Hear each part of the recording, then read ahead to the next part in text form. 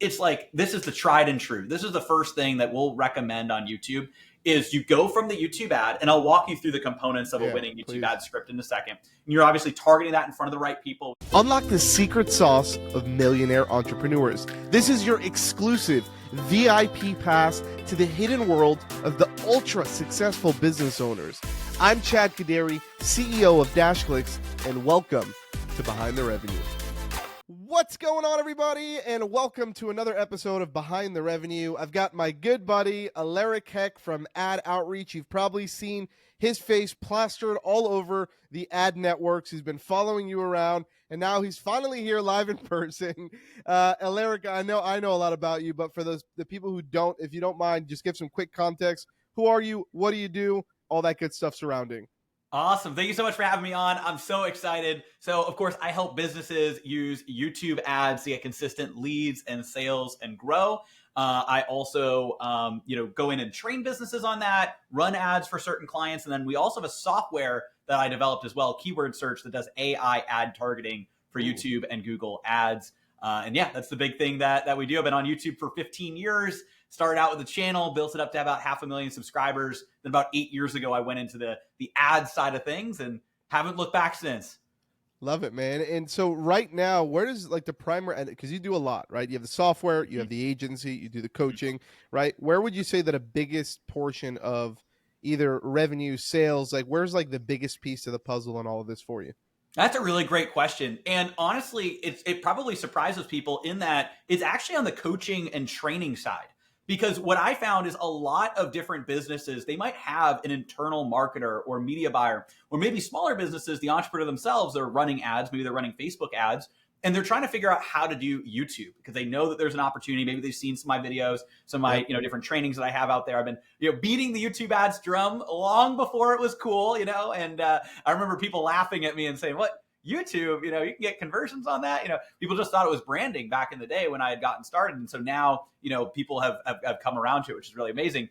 But what we've actually found is the biggest area is us coming in and training businesses on how to run YouTube ads. So that's the type of thing that we've done with a lot of different internal teams, is training their own media buyers, their own teams in YouTube ads. Even, the ClickFunnels team, we train, them in YouTube ads, and different people like originally like Cole Gordon's team and Procter Gallagher, so variety of different types of businesses will come in and we'll train their team on YouTube ads. And then that way they can really take it and run with it. Dude, so the first question that I want to ask you, and once again, selfish question, I need to know this for my own business, DashClicks. I haven't been able to crack the YouTube code. I'll be honest, hands up. Okay, I'm guilty as charged.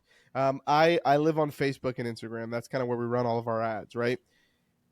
Like, how do you get ads to work on YouTube? Like, what is this? I know it's obviously a lot more of a complex question that I'm asking, but like for me, so I'll add some context and maybe add a little context to the question, right? For us, what we do is we do all of our cold traffic. Basically, we try to scoop up from Facebook and Instagram ads. So cold, just people who've never heard of DashClicks, right? And then we do the only ads that we're running on YouTube is a remarketing campaign. So people that have been to our website, basically, that didn't sign up and create their free DashClicks account, we'll hit them with remarketing. When a YouTube video pops up, they see us before the video. So add some context for people who are not familiar with YouTube ads, right? And we're not doing a big budget there. I'm talking about like maybe like $20 a day. Like it's nothing crazy, right? It's just purely remarketing. I think we've had like one video running for the past like year and a half. It's the same retargeting video, it still converts, right? But like, what are you doing? What's the strategy? Like, how do I get new people who are interested in we target, I'm going to add even more context. I'll dig a little deeper, right? Mm-hmm. We target marketing agencies, right? So DashClicks is a software platform and white label fulfillment center for marketing agencies. It's what we do. 100% of our audience is marketing agencies. How do I get these marketing agencies who have never heard of DashClicks to see our ads and get into our world? What would you do if you were our YouTube advertising coach or specialist, right? What would you do? Yeah, great question. So what we really want to do is there's a couple big components. The first is the ad itself and how you structure the ad. And I'll walk you through all of that. And then the second is the targeting. And the targeting is also where a lot of people get things wrong, because there used to be more content targeting in the past where you target in front of specific videos or channels or what we're called kind of placements, right? Yeah. And content targeting. Now it's all audience-based targeting. So building out an audience based on who that person is, that agency that's looking to use dash clicks, right? And so what we want to do is reach the right people at the right time with the right video. That's the key.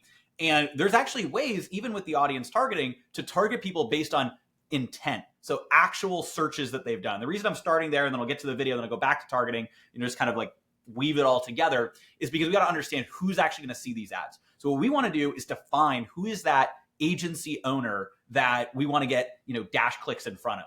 Hey, real quick, if you're a marketing agency or a B2B service or software provider, DashClicks offers white label fulfillment services and software to businesses just like yourself. Go ahead and create your free DashClicks account. I went ahead and left a link in the show notes, or you can just go to dashclicks.com. And so with that, we're going to build an audience on Google Ads, which runs all the YouTube ads inside of the Google Ads dashboard. What we want to do is we want to build an audience based on who that ideal person is, that agency owner. So what are they searching for on YouTube or on Google? Now, you can actually target people with YouTube ads based on people's Google searches. So maybe what they're looking up are questions around how to scale my marketing agency, how to, best, dashboard for agencies, right? Software for agencies. Maybe they're searching that, whether it be on YouTube or on Google. You could build something called competitors. Exactly, your competitors. So you can put in your competitors' names there. We're coming, people. We're coming. Exactly.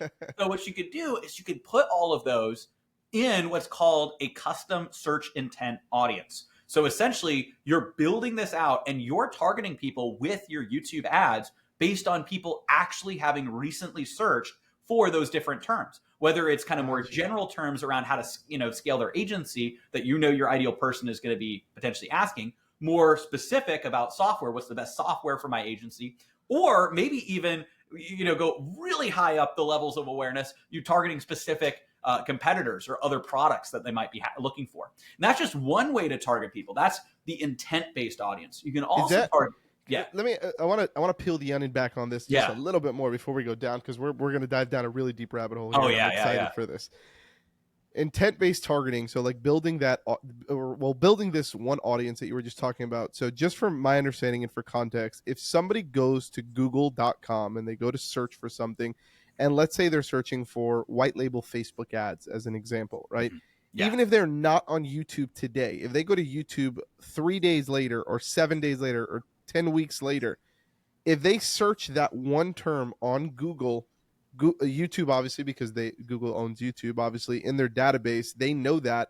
And now the next time they go to YouTube, no matter what I'm assuming I use that specific targeting, and then my ads with targeting, that audience, and then you'll reach them. Now, target that audience. Google won't tell you how long the time frame is from them making that search to seeing the ad, other than the fact that it's within a recent time frame. So the 10 weeks for that particular type of targeting, that may not be the case, but a day later, an hour later, a week later, that's the type of thing. So if somebody is recently, whatever recently kind of technically means, there's some things Google will tell you, there's other things that they don't, but they've recently made a search on Google or YouTube for that term, right? So they're looking that up. It might be a longer term, like what are the best, software for my agency that does X, Y, and Z, and then it pulls that little piece, right? So it's not necessarily an exact match keyword, it's a little bit more broad match. But essentially what you're doing is you're targeting people based on they have searched for this particular term or a very similar term on Google or YouTube, and I want to target them with ads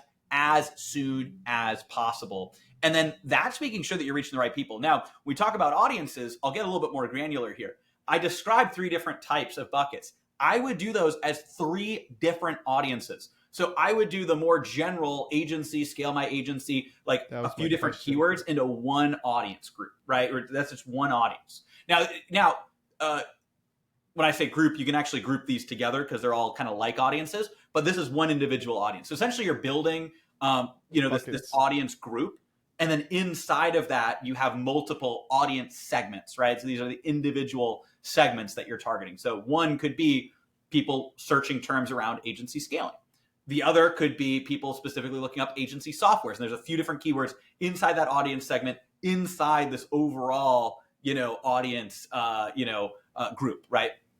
Then you could also target people who are looking up competitors. That could be a competitor audience segment. Again, all of these can be in one campaign, but you want to have them in separate segments, because what you can do is you can check as the campaign runs which segment's performing the best. Yeah. So as an example, adding context here for everybody, Yeah. in that competitor audience group that I build out, I can literally, let's say I have 5 competitors that are competitors of ours that have agency softwares or agency fulfillment or whatever the case is. When I'm running ads, I can look into my performance reports and basically see, oh my God, this specific competitor is getting us the most clicks or the best CTR or conversions or anything like that. It's kind of like when you're in Facebook's. I'm thinking about this as like ad sets. Is that kind of how it is in? So there's a yes and a no to that. So the yes is you can see which of these different segments is performing the best.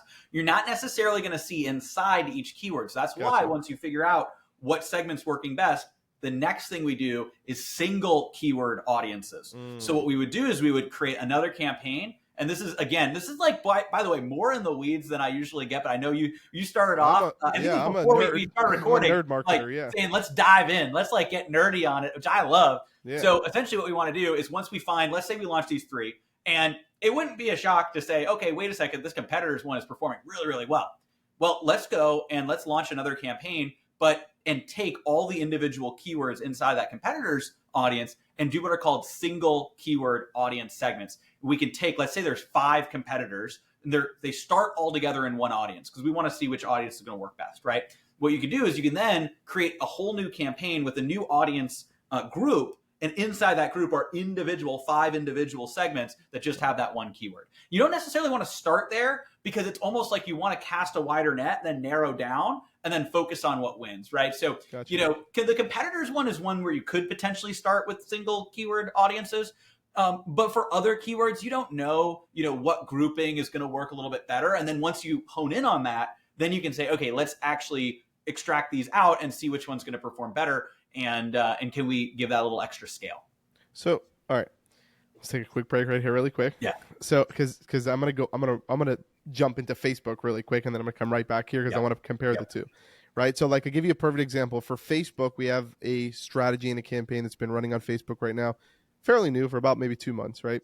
And basically what we're doing is we're building our own audience with basically we have 3 campaigns, cold, warm, hot, and then we have a remarketing campaign as well. So technically 4, right? And basically what we'll do is your good old general, a lot of video and engagement, a lot of videos and like trainings on top of funnel for like kind of like educating people, right?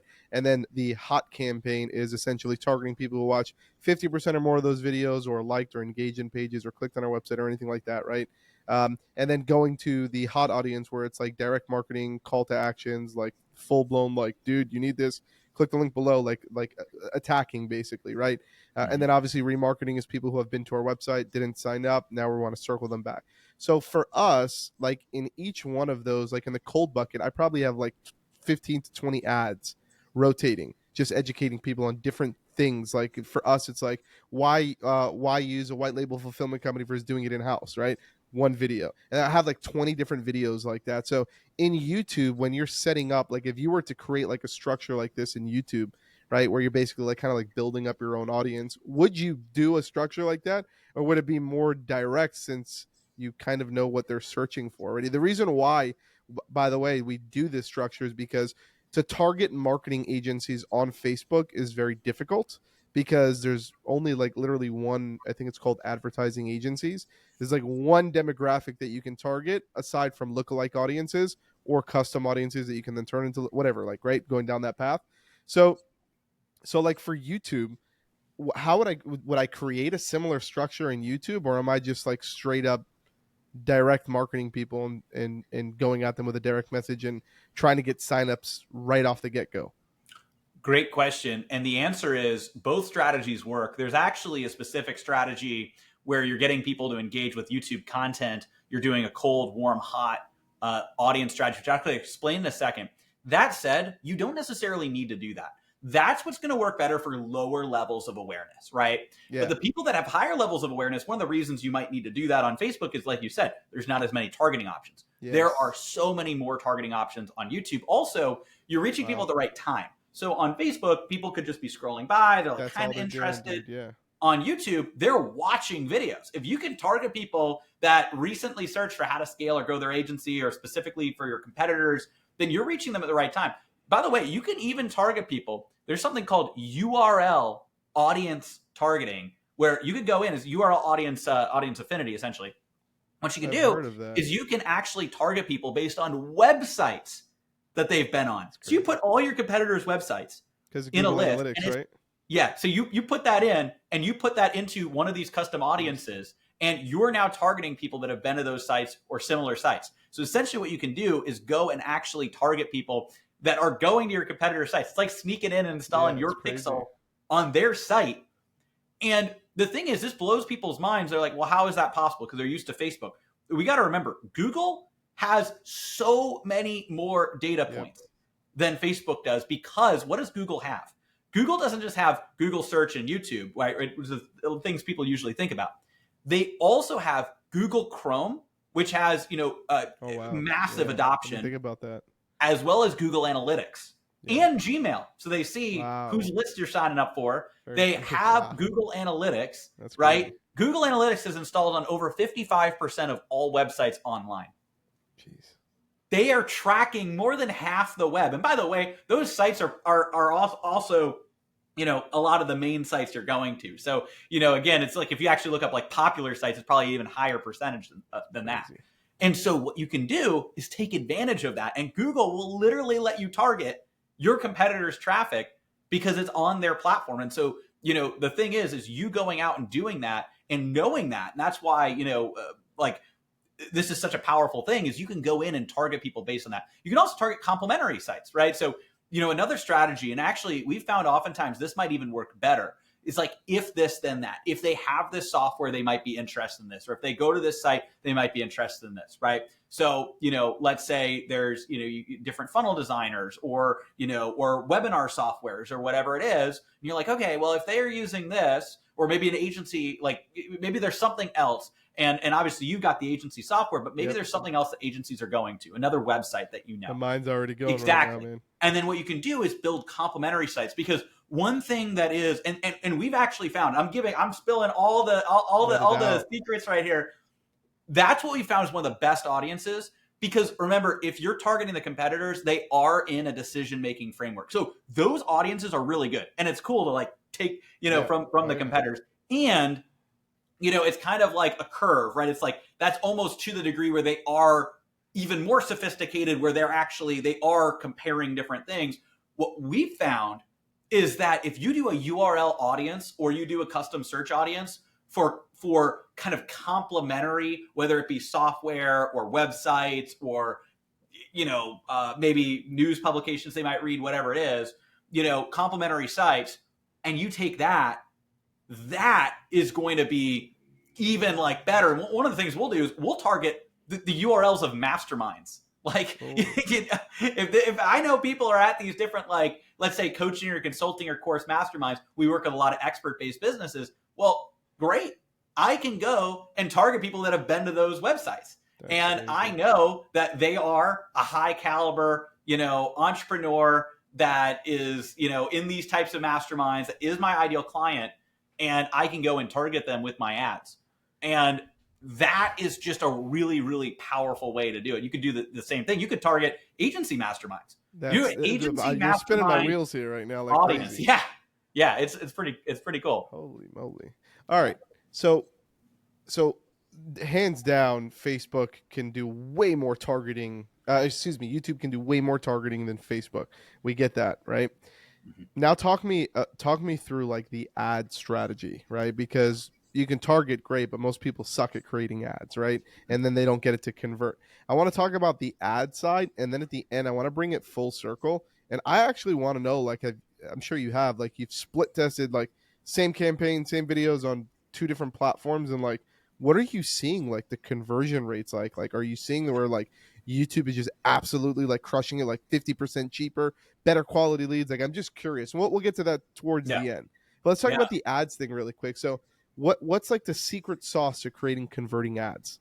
So I will walk you through the baseline funnel that we have found just works the best. There is another funnel that you alluded to, which is kind of like the more warm people up. That is later. And with where you're at, I think that that can be an additional strategy you can do because you're also trying to reach like potentially colder markets. But before you even do that, I would do a direct funnel Can I say with one an thing really ad. quick? Yeah. One thing really quick. By the way, to add to what you're saying, like that strategy that we're doing, we're warming people up. We've been running it for 2 months, and we found that it's a longer, way longer sales cycle for us. Mm-hmm. And now we're basically, I think we're launching it today or tomorrow. We're launching our low ticket $27 like liquidation funnel basically, right, to get people in and then sell them stuff on the back end. So just to add some context, maybe that's something that we can do on YouTube. Yeah, and that's one possibility there too. I will walk you through. So we have some people that do sell, low ticket products on the front end, and we had a funnel that we really ramped up ourselves. We got many clients that do that. We got clients that run like every type of funnel. I will say that there's a proven funnel that just it's like this is the tried and true. This is the first thing that we'll recommend on YouTube is you go from the YouTube ad, and I'll walk you through the components of a winning YouTube ad script in a second. And you're obviously targeting that in front of the right people. We talked about, what they're searching for, websites that they're going on, things like that. And I'll also touch on my software too, because that also kind of helps find like some of those things. But basically, you're taking that ad. We'll get into the ad. We'll explain a little bit more of the targeting in a second. But that's or we kind of did that already. But I'll talk a little bit about the software. But basically, you're getting that ad in front of the right people. Now what we're doing is we're sending them. It's more of a direct ad. It's actually, this is a good opportunity to talk about the ad. So it's hook, educate, call to action. You want to draw people in, capture their attention, provide value. This is the biggest thing people miss out is providing value on the ad. It's very different than Facebook. Facebook, the goal is to stop the scroll, get them interested, get them to click. And then what does the heavy lifting? Usually the sales page, the next page you send people to. That's also why sending, and you've got a good idea here, sending people to like a $27 on Facebook, that works well because that feeds into the Facebook mentality of scroll. Oh, that looks interesting. Here's a sales page. Scroll. Okay, that's interesting. Buy now, impulse buy $27. Because that's what people do. It's like that's an element there. Whereas on YouTube, what are people doing on YouTube? They're consuming content. They're looking to learn. They're looking to grow. And so if we just have a quick video that gets them to click a link to potentially buy something, it's not always going to be the best next step. No, it can be. You can do, again, I'm just explaining kind of the macro trends. Yeah. But basically what we found works best is to go from the ad, and I'll walk through kind of the components of the ad in a second here. It's kind of started to the hook, educate, call to action. The ad leads people to a very simple opt-in. Simpler, the better. We had a client that came to us, and before working with us, they had this really long opt-in, and they were getting like 7%, conversions, and it was just like no, you gotta get this up. They literally got to 52% conversions by basically taking away everything. Now, by the way, this is at a smaller scale, so it's we'll see where that. But this just happened like 2 weeks ago. They hopped on the call, like I did everything, and now it's like. And when you say take away everything and super simple, are you talking about like name and email, nothing else on the page? Is title, name, and email. Yep, title, name, email. And then if you're a little bit more sophisticated, phone number as well. If you have a sales team to call people, that will technically reduce the conversion rate, but it'll drive up the quality, and it'll also 100%. Give you a lot more opportunity to reach out to people. So exactly, it's just the headline, name, email, and phone number if you want, and then the submit button. And so it's the simpler, the better, and that's what's going to get people to convert. And so then that goes into an immediate access. We call it a video conversion training. Now, it's like a VSL, but it's a cross between a VSL and a YouTube video. It's like the hybrid. So in that, it's driving to an outcome, usually to book a call, book a demo, get a free trial, or purchase a product or course or whatever that next step is, right? But it's driving to an outcome, but it feels like an educational YouTube video. So it's about 15, 20 minutes long. Yeah, 15, 20 minutes. Like a little mini webinar. Exactly. So, and you're also talking to the camera. You're going through a flow of rehooking them at the beginning. You're treating it like a YouTube video. You're then establishing credibility. then you're actually going to be, demonstrating and providing value. You're going to educate them a little bit. Then you're going to, start showing what's possible. So testimonials, case studies. Then you're going to lead to the call to action. Then you're going to reinforce the call to action and have some subsequent call to actions as well. And that's basically how it works. It's like a cross between a VSL and a YouTube video combined inside of that funnel. And so that's what people are opting into. And then underneath, you have a little pop-up button that comes at the time when you mention it in the video that pops up to book a call, book a demo, start a free trial, whatever that next step is. Right. And so that's what we want to take people through, is on that journey to get them to take action. And so we found that this funnel, it converts really well because you're targeting people that have intent. You're now hitting them with the hook, educate, call to action. You're drawing them in. You want to split test different hooks. So usually we'll recommend 3 to 6 different hooks you want to test. The educate section, there's kind of 2 main strategies for this. You either want to teach on one thing and give like an aha moment, or you want to hit a few, key points, a few key things they need to know, maybe some misconceptions, things they might be doing wrong, things they could do better, maybe little cool features of the software, whatever it happens to be. Especially when it's software, what you can do is you can do a little bit of a mini demo of some of the big aha features. And then you get the call to action at the end. You got to make it very simple. You can sign up here and I'm going to show you exactly how this works, how this can, change your agency and help your agency grow and scale. Right. And so hook, educate, call to action, usually about a 3-minute long video, 15 to 30 second hook, 1 to 2 minutes to educate. That's what people get wrong. It's like, you got to have the educate section. And then usually like a 30-second call to action. All of that's together in that ad. And then that leads them to that opt-in page that then goes to the training video. What are you seeing? Because we've done tons of similar format to a webinar, right? We've done a lot of webinars where we'll drive traffic, and usually the conversion costs are between $5 and $10 on Facebook. That's kind of where we see them floating around, right? What are you seeing on the YouTube space?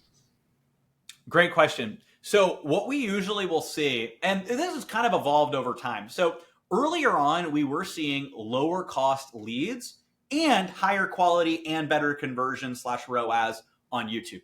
Now we are at a spot where, again, I always want to, be transparent. Here's exactly what we're seeing. We're at a spot where we're seeing similar or even slightly more expensive initial conversions. However, the intent and the actual quality of the leads is far higher. I mean, how often? That's the biggest thing. That's worth. I'd pay double I'd pay double or even triple for a lead that's better quality, because I tell you, I see it all the time. I remember, I'll give you a little story here to kind of back this data up. We ran a challenge, which was a funnel freedom challenge, which I think you were actually part of, if I'm not mistaken. You were one of the speakers on the challenge. There were like 20 speakers on the challenge.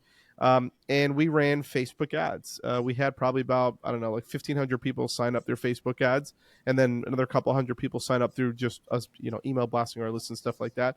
Right. But so we did all of that, right? And then we did the challenge, and the challenge was cool. We had a good conversion rate, all that stuff, right? And then after the challenge, we tried to evergreen it. We tried to treat it as like a webinar, right? Where we drove, an ad, very similar, like ad. We sent them to a landing page, which was the registration page.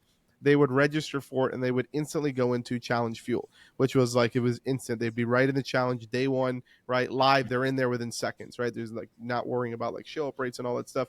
So we did that, and then I was like, dude, we're not converting. Something is off here, right? And I ended up calling. I was like, you know what? Screw it. I'm just going to call like 50 of these people, and I want to like see who they are, right? Because it's so hard to tell when you're getting leads. Like, you just see emails. You don't know who these people are, what they do, what their intent was, right? What I realized was almost every single person that signed up was basically a person in like the biz op space, where they had no business, they had no clue about anything, they had no money to spend. They were looking for an opportunity to like start their own. And it was like, we're targeting wrong. Like, it was a targeting, like we're not targeting the right people, or either that, or Facebook is giving us like really low quality leads. We're getting really crappy leads on Facebook. So that's why I told you, like, dude, I would have paid double for those leads, because when we did the live version, and then I went back, by the way, and I was like, well, we converted really good when we did the live version, which is strange because we targeted the same people when we were doing the signups. And then I went back and I saw that like 90% of the people who bought were people who already knew about Dashlix. They were already in our world. It came from our email blasts and stuff like that. It was people that were users of Dashlix, right? It wasn't from the cold audience, right? So you're saying that what you're seeing right now, basically, your lead cost is either fluctuating the same or maybe even a little bit more on YouTube, but the quality of the lead and the intent of the lead is way better. And I'm assuming it's because the targeting is 10 times better because you're connecting your product with somebody who really is might be at the breaking point of like whipping their credit card and making that purchase right there on the spot. They have the intent to actually make a purchase versus not, seeing what their friends were doing for dinner yesterday, right? And scrolling through Facebook. Exactly. You're getting the targeting based on what Wow. people are actually searching for, websites they're going on, the fact that this is an agency. There's also targeting where you can just do in-market audiences or affinity audiences. And that's a little bit more broad, but you could target people with specific keywords like marketing agency, and you reach all the people that Google knows potentially has an agency. That was hard What you want to do. Exactly. That's pretty powerful too. It's like, it's kind of like, why doesn't Facebook and other platforms let you do that? It's crazy. But here's another thing. This is going to blow your mind. I think actually you might have seen me talk about it when I did the challenge, but household income targeting on Google is far more accurate than, so Facebook has kind of like, it's like a fake household income target. It's like zip code. It's like basically you can reach the top percentage of zip codes. It's just like, all right, well, I'm just reaching like everybody in like a random zip code in California or in a big city or wherever it is. That's different than what Google does is they look to determine household income. And it's like scarily accurate. So what you can do is target top 10%, 20%, 30%, usually for a higher end thing, I would say at least like 30%. But you can really even go all the way up to top 10% household income. Of that audience, of that specific, you layer that in? Of the audience, you layer it. And here's the thing is like, how is Google getting all that information? Well, they're doing it based on the individual. So it's not zip codes, based on the individual. Remember, they have Gmail. There's a reason Gmail is free. It costs them billions of dollars. They're getting all your receipts. They know what you're spending. They know what you're doing. They also see all the conversion data of any site that has Google Analytics or Google Ads set up. So they know what you're buying. So they have all this information. They know what operating system you're using. All of these things go together to help understand and build a profile. Is this person potentially in a top income bracket? Now, is it perfect? No, I'm not going to say it's perfect, but it's really good. Especially that top 10% is what we found. So if we layer top 10% with some of these things about either them being a marketing agency or looking up agency-based keywords or going to your competitors or complementary sites, now we're starting to build a real profile here. And then we're reaching them on video with a YouTube ad that's not the same as stopping like the scroll. They're actually seeing you, hearing you. They need to watch the first 5 seconds before they can skip. Then they make a determination if they want to keep watching. By the way, if they skip, it's teaching the algorithm who's not interested, so it can find more people that are interested. You don't pay if they skip, right? If they skip, exactly. So I think it's 30 seconds. It's a little bit, yeah. So I will say that used to be the case. It's still kind of, but it's a little bit different now. So now it's either 10 or 30 seconds. It depends on the type. Like there's other factors involved. So for a long time that was the case, especially when it was content targeting. But just to clarify, now it's kind of more of a blend, just as Google has kind of shifted things over time. So just to clarify, that said, it is taking into account who is skipping and who's watching. And so it can actually go and target and reach more of those people that are actually watching and driving them, and of course, driving them to take action. And then you can set up a complex, retargeting apparatus on the back end to retarget people. So that's the main funnel. I'll really quickly touch on the other funnel. So you can do something similar to what you're talking about on Facebook. The YouTube equivalent is with in-feed, formerly known as discovery ads. They used to be called discovery ads. Now they're called in-feed ads on YouTube. But essentially what these ads are is they're ads that appear in search results or as a suggested video on YouTube. You've probably seen them. Yeah. It's very different than the ads that appear in front of other videos. That's what we've been talking about this whole time. Ad pops up, 5 seconds to skip. People watch it. They click a link. They go take action. These in-feed ads are a fraction of the cost. So the cost per view oftentimes is a fifth or a tenth the cost. By the way, you can still target top income brackets on this. So imagine targeting marketing agency, top income bracket.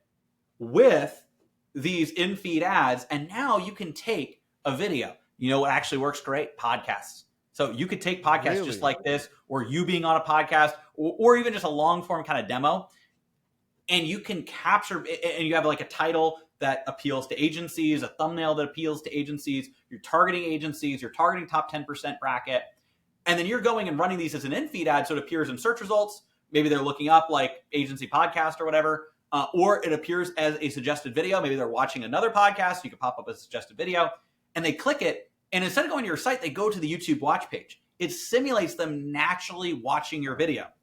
Then they can watch that video. They can like it. They can comment. They can interact. They can subscribe. They can click the links in the description. But now you're growing people that way, and then you can target anybody that watches your videos. Or let's say you don't want to just target anybody who watched. You could target people that like the video, or people who subscribe to your channel, showing more intent, with a retargeting ad to send people, further down the funnel. Ultimately, we do recommend for a lot of our bigger clients to set this up. That said, like you're saying, it can take a longer time. It's a longer cycle. Yeah, you're warming so up that this audience. Is warming people up. This is usually a strategy we tap into once people have really scaled their main funnel. And now they're at a point where they want, okay, I want to reach more people. I want to start warming more people up, in addition to tapping into the 3 to 5% of people that are always kind of ready to buy, ready to go. So I have another question. I like to do this. I've done this with a couple of the ads guys that have come on with us, more so on the Facebook side. So this will be a fun one. I like to do what's called like a funnel breakdown, where we can go through maybe one of the funnels that you have, and we can talk all the way about like conversion, like lead opt-in costs, to getting somebody to either opt in or make a sale, to average order value through your funnel, to like all of these fun things, and just how big, like the whole strategy, so people can take this and look at a 10,000 foot view. Now, I think at one point I bought something from you. I don't know what it was. It was a YouTube ads training. It was one of your lower ticket offers for sure. It was like under $100, I think, right? What was that called? What was that funnel that I went? The masterclass. So I can walk you through the masterclass. Walk me through that, because I personally went through that funnel, right? So it would be cool to see like the behind the scenes of it. So like, what was the whole strategy behind that funnel, and like what were like the conversion costs and all that stuff in between? Yeah. So I'll walk you through all of that. And we also have our, video conversion training, kind of like the VSL style funnel that we run as well. We also have a PDF funnel that's doing pretty well. It's actually, I call it Trojan Horse PDF, because they opt in for the PDF, and then they see the video on the back end, and that drives to calls. So just to clarify, that is what we run a lot of right now. But the masterclass, we really ramped that up. And that was more like about a year to 2 years ago. That was our top funnel. Right now, it fluctuates. We had a webinar top funnel. We had that as a top funnel. We have VSL top funnel. Now, actually, it's like what's old is new again. The PDF kind of Trojan Horse is one of our top funnels. Do you usually run like one funnel at a time and then just scale that up? Or your just main focus is just one funnel, or sometimes do you run? We have multiple funnels, but we'll usually see which one's performing the best and then really ramp that up. Gotcha. It's a combination. It's like you want to have multiple funnels, but if you have one that's significantly outperforming, you scale it. The other thing though too is I think that as you get to higher levels of spend, and you're spending, like millions of dollars, right? Which is obviously like what we, and people and when you're targeting kind of a certain group, like with us, it's a lot of coaching, consulting, expert businesses. For you, it's a lot of agencies, right?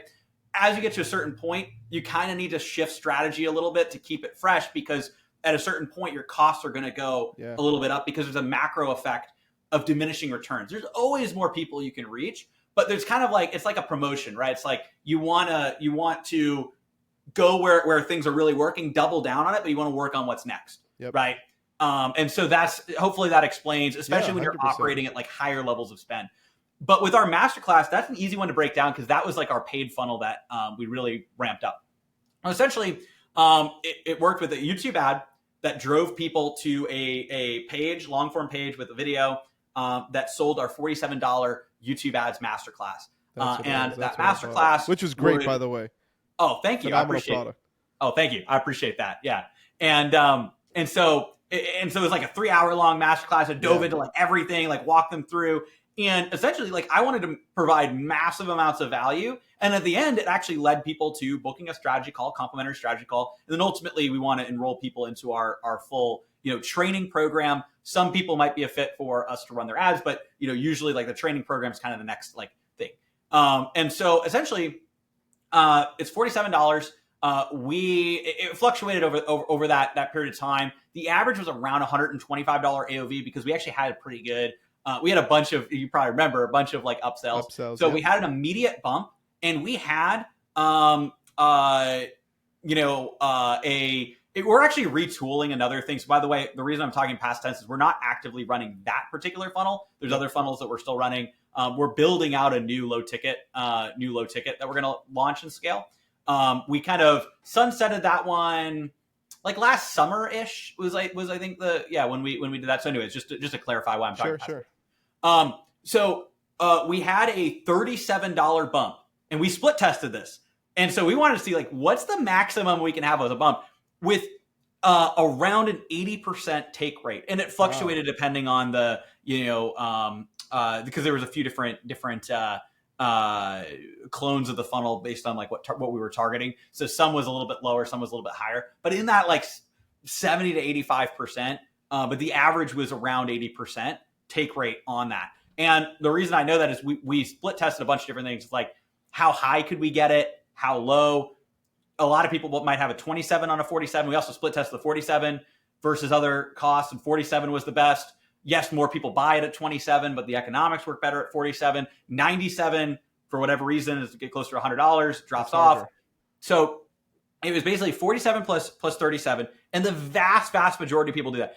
To such a degree, too, if people didn't buy the $37 upsell, we knew that like that's not really a lead we even want to like call. Wow. Because it's like, well, why would you not buy that upsell? So the upsell had like 7 additional trainings, and so it had our omnipresent retargeting training, it had our YouTube ad script writing. Actually, no, that was a separate one. Omnipresent retargeting training. It had our the in-feed ads training. So how to grow your YouTube channel with ads and how to kind of do those buckets. So basically there was like 7 different trainings, kind of listed all the different trainings. So add 7 trainings for $37. They just bought one big masterclass, add 7 trainings. So basically everybody did it. So 47, just to break down context for everybody. So as you land on the landing page, there's a $47 core product. And then as you're checking out, there's a $37 little order bump that you tick it off, and it just adds it onto the total, right? Yep, before checkout. And so exactly. Yeah. So then people would see that total, that kind of total cost, basically amazing, added up there. It was like 80, $4, whatever it was. Like, like so 70, 80% of the people would take the bump, and then when they purchased, you would bring them to an OTO page?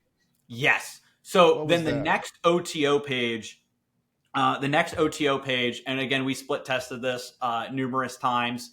The next OTO page was for our $297 YouTube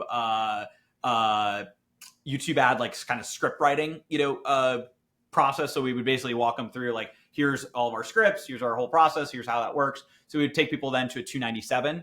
I don't remember exactly what the take rate was. It was higher than 20%, less than, it's like between 20 and 30%, somewhere in that range. So we'd have a good number of people take that. And that was basically, it's like, hey, we're going to show you everything you need to know about your ad. But if you want to know exactly how to script it, if you want to have like the exact templates that we use, here's exactly how to script it, then you can go ahead and buy this for $297. Wow. Then after that, we did go to another. People are always ashamed sometimes with the OTO stuff, and I'll just tell you a really quick funny story. I had Jason Wojo on, who runs a lot of low ticket stuff, and I remember I was telling him, I was like, dude, I bought one of your low ticket products because I love funnel hacking. I just pay people and go through it because I like the strategy. I'm a nerd like that, and I was like, dude, you had like 6 OTOs in your funnel. And then on top of that, if I didn't buy the OTO, you had downsells. I was like 13 pages deep inside of your funnel. It was nuts. And he's like, yeah, but it works and it brings my average order value up. And those are the economics that I need to make my funnel work. So like people sometimes are so scared to add these one-time offers. In every single one of my funnels, at minimum, we have at least 1 order bump and 2 OTOs minimum, or we will not build the funnel. Every single one of our funnels have it. right? For our lower ticket funnels. So go ahead. So you had your second OTO page, and what was on that page? Yeah, so the second OTO, that was the one that we swapped out several times. So everything up until that point was like 100% tried and proven and worked really, really well. The kind of last like OTO that we had there, and we had a downsell on both of these OTOs too. So the 297, the offer was to split it into 3 equal payments of $99 with no interest, and we had a relatively high take rate on that too. And then we tested a few different things. So at one point we had, so then from there, ultimately we kind of landed on our software, which actually I'll get to in a second, which is kind of like between 97 and like 297 a month. Free trial there? Yeah, so that would be like going into like a free trial and like just kind of leading people for that direction. But we had an omnipresent retargeting training for $497. That was, I think, the longest. So we would have like more in-depth omnipresent retargeting, and that did well. It was also, I think that was like, so with that, it did well, but the take rate wasn't quite as there. We also had like a $997 for just a full like, YouTube ads kind of beginner course that had a higher take rate and had a higher AOV, but it cannibalized kind of back end. The whole high ticket offer, yeah. Exactly. So you want to bring people into the high ticket offer, even though, obviously there's more, it's less helping you, all that stuff. So ultimately, the omnipresent retargeting one was one we had for a while. And then we also had, just kind of directing people over to the software. And then at one point, actually, what we did right at the end, because then we just started directing people to software inside of the training. What we did towards the end was we would just have people go directly to book a call, which actually, honestly, was the best. It's not going to have the highest like AOV, but it was the best in turning into. I mean, technically AOV with the back end, right? But like in terms of the low ticket sale, potentially takes away from that, but it drives more in the back end sales. So ultimately, that last piece we split tested, and it just depends on what the goal is: maximizing AOV or driving more high ticket sales. For us, it was more high ticket sales. And your AOV on this whole funnel, just you said it was $120. Was that what you said? Yeah, it was like $125, kind of blended over time. Yeah. So it fluctuated between $100 and $150. And 125 was the baseline KPI that we did. And then typically, so obviously, like a lot of these types of funnels, early on, we were making money on the front end with that, which is great. So early on, we were doing that. Then we were running at break even. And then when we really started to blitz, we scaled past break even, and our kind of break point where we kind of like would not scale beyond was basically kind of spending. And again, this is breaking out all around. I was I love spending about $250 to get the 125. That was our maximum allowable. So you're when we like 50, really blitzed up. And at that point, we were selling, like 1,000 units like a month at that like at its peak scale. We crossed over 1,000. We never got to 2,000 units on that one, but we crossed over like 1,000 units at that. Hey, we're willing to spend double what we're making here because we're going to make far more on the. Yeah, you already knew that it was working on the back end. Exactly. So, couple more questions. So let's go back to when, let's say you were scaling it, right? And even at the $250 the way that I look at it is to acquire a new client, right? And then sell them stuff on the back end. How much were you spending per day at like kind of like peak scale? Oh, actually, let me rephrase that question. What do you usually start when you have a funnel that you're launching? How much do you start spending, and then what did you actually scale it up to on a daily basis in ad spend? Yeah. So normally what I recommend, and it's going to depend, but typically I would say my favorite to start would be, but again, this is going to depend on the people. So if you just starting to go into YouTube, the absolute minimum would be $25 per day per campaign, at least 2 campaigns. So you always want to be able to split test. Yeah. So I tell people it's like, you got to be willing to at least put in $50 a day to dive into YouTube, just because $25 underneath that, you're just not going to get the level of like optimization that you want to get a few leads. You optimize for leads on the front end, and then you start optimizing for for back end stuff. By the way, on a funnel like this, that's like sale based, you're going to need to spend more. So I'll get more to that than that. Yeah. What do you start with? So, and this is like more for the classic funnel that's driving like more to like a training and to that. Typically, we'll like to, with the classic funnel, start with like $200 per day, $50 per day per campaign, right? Gotcha. So essentially, you'd run $50 per day per campaign on a traditional like kind of VSL style funnel. So it's about $200 per day. So that's typically where we like to start a lot of our clients around there. When you're running this type of funnel, you need to make sure that you can get at least one conversion from those ads. So in terms of that, we scaled pretty quickly. So I don't remember exactly where we started, but those campaigns, we'd always spend at least $100 per campaign.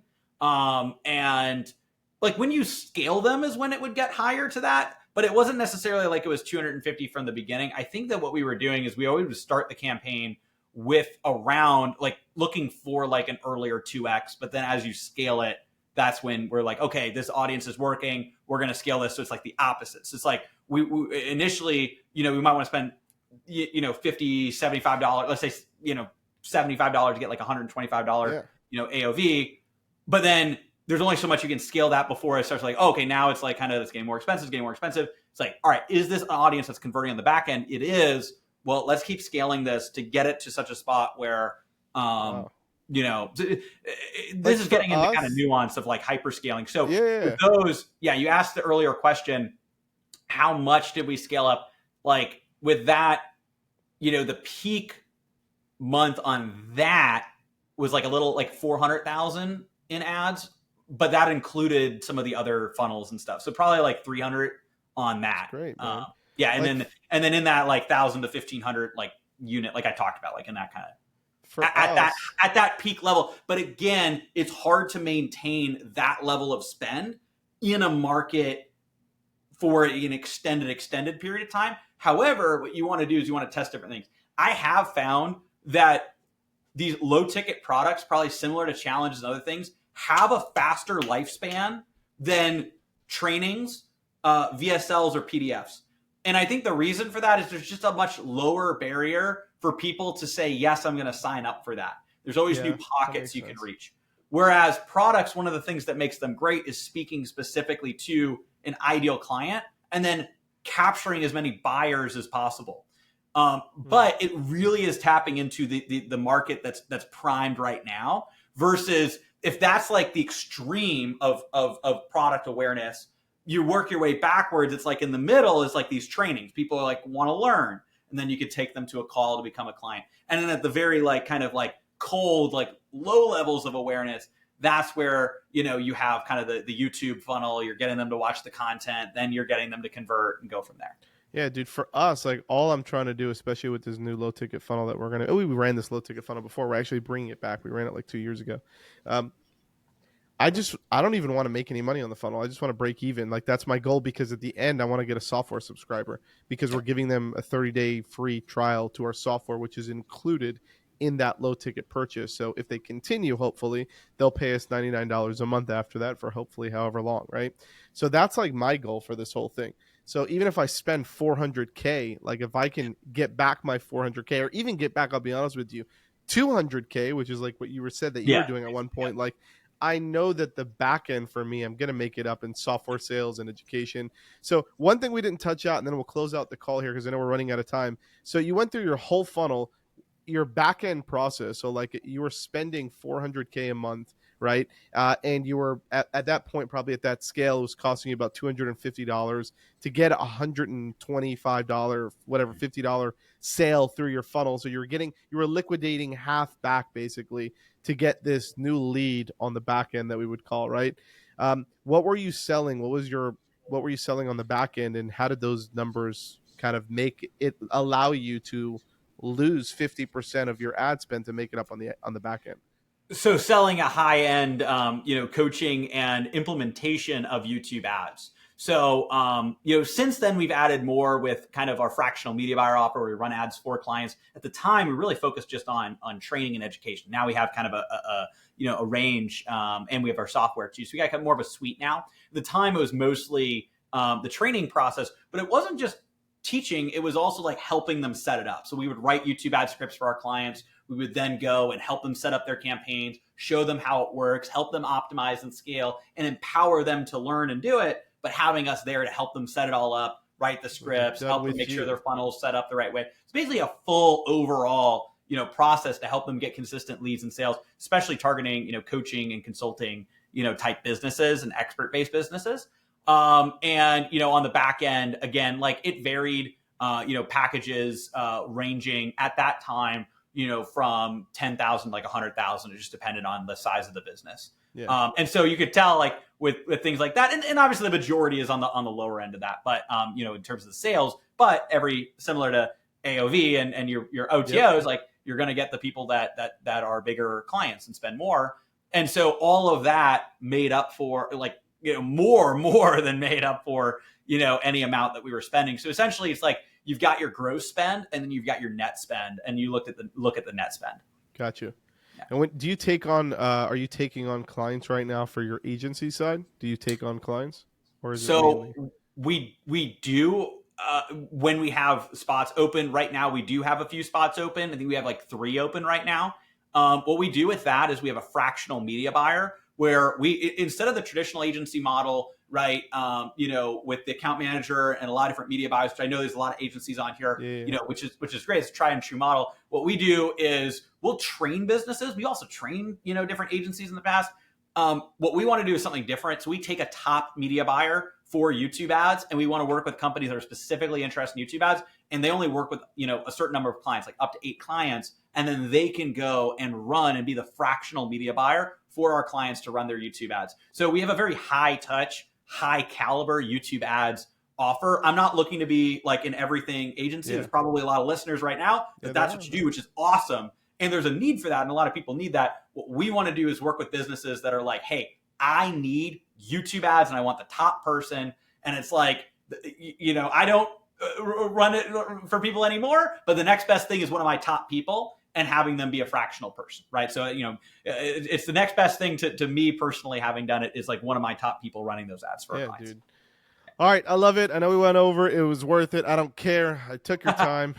Guys, Aleric, if somebody wants to get in touch with you or grab maybe your courses and stuff like that, where's the best place to reach out?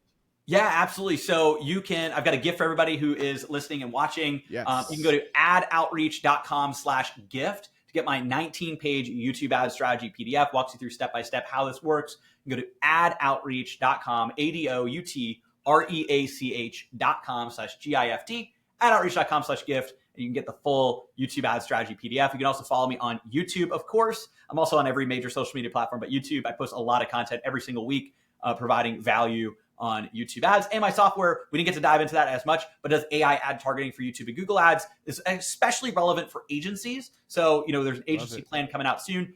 You can go to keywordsearch.com. It's literally just like it sounds, keywordsearch.com, and get a 5-day free trial. Love it, man. Thank you so much. Appreciate you, brother. And I'm sure we'll have you back soon. We'll have another episode talking all about your software. We'll have some fun. Thank you so much. Thank you so much. Have a good one. You too.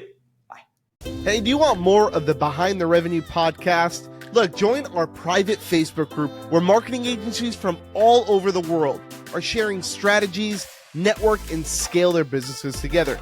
Visit facebook.com/groups/-clicks to get instant access. And also, if this podcast helped you in any way, please do me a favor, share it with friends, leave us a review on iTunes or Spotify. That really helps build our community.